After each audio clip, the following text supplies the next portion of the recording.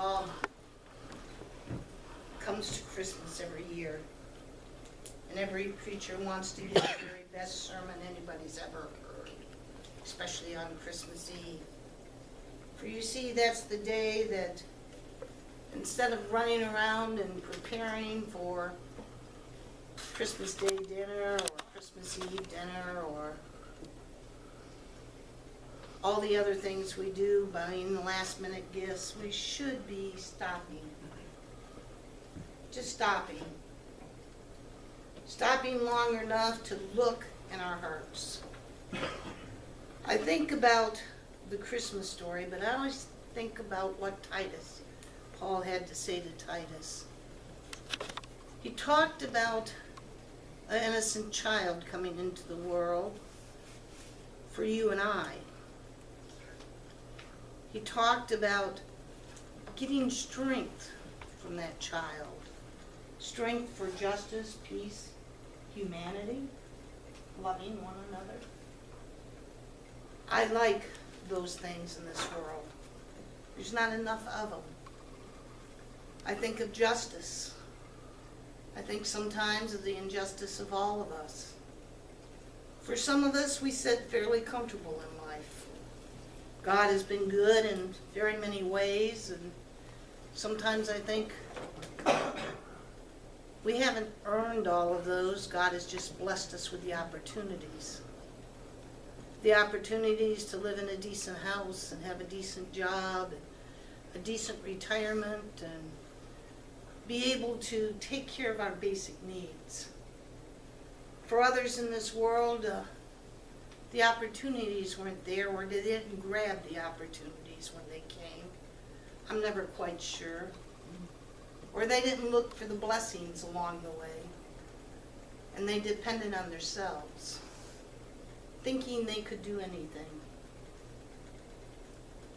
I remember times in my life when we had nothing,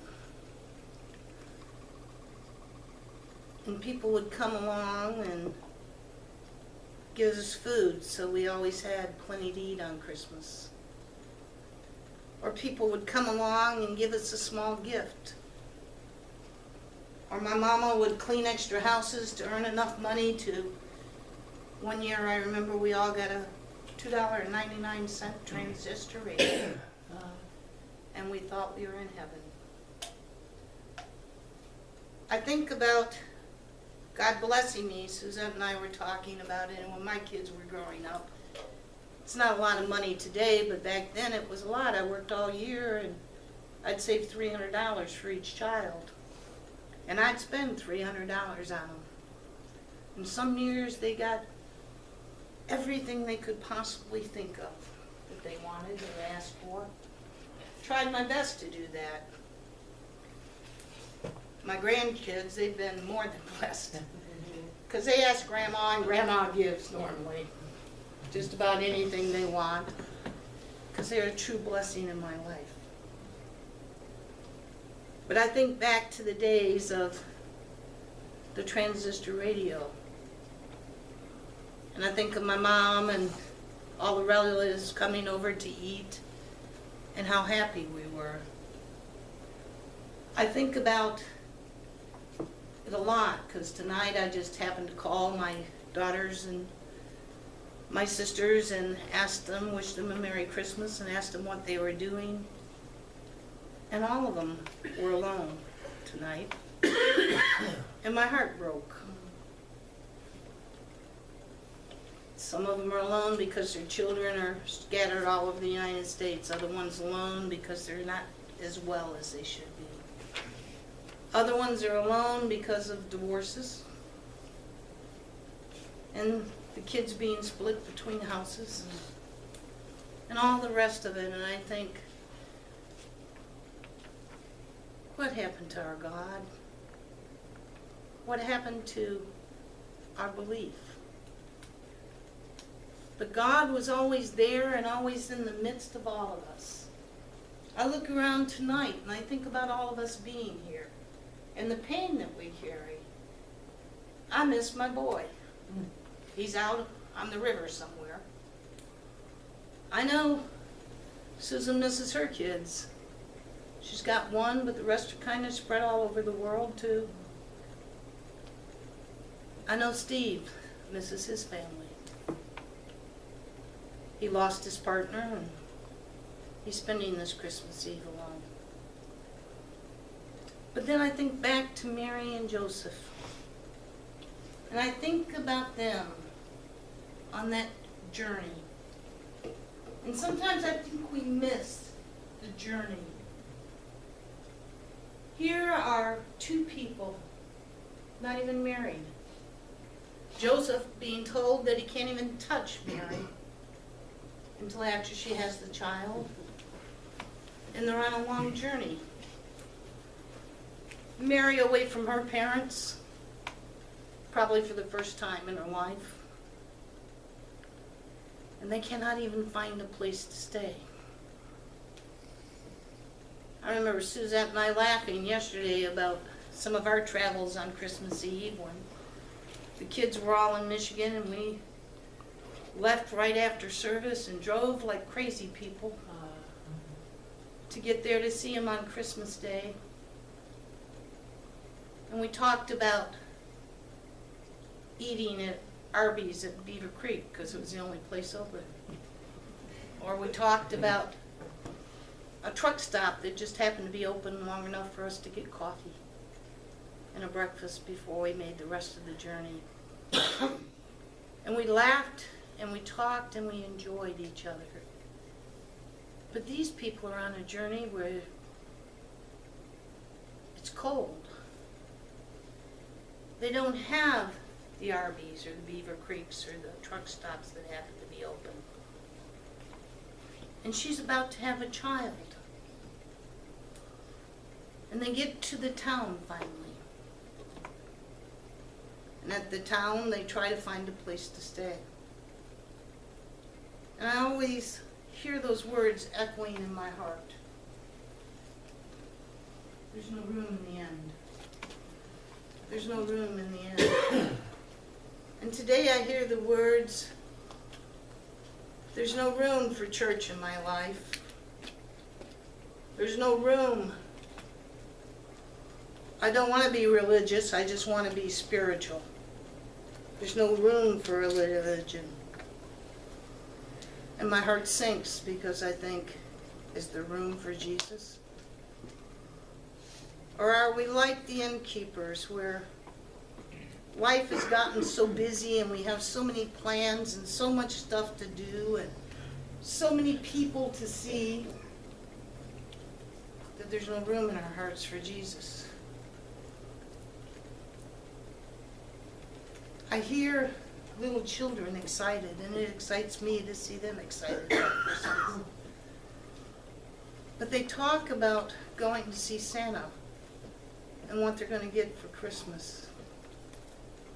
And I guess just once I'd like to hear, can we have a birthday cake for Jesus? Mm-hmm.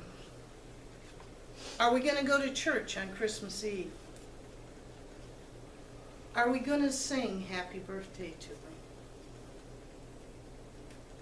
There's no room in the end. No room in the end. Or are we going to be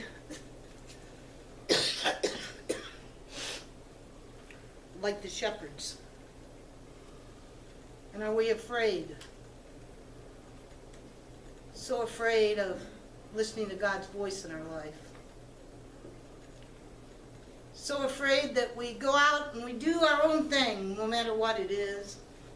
We do it. You see, we live in America. I'm free. I can do what I want. At least that's what we think. No, I don't want to serve God. I want to find a job that's going to pay a lot of money so I'm rich. Can drive a fancy car, live in a fancy home. I don't have time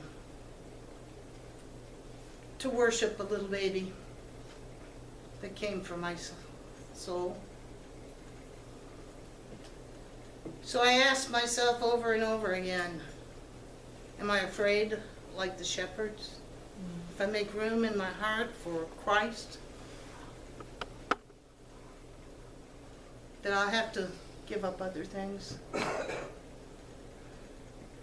Do I blame God for the things that have gone wrong in my life?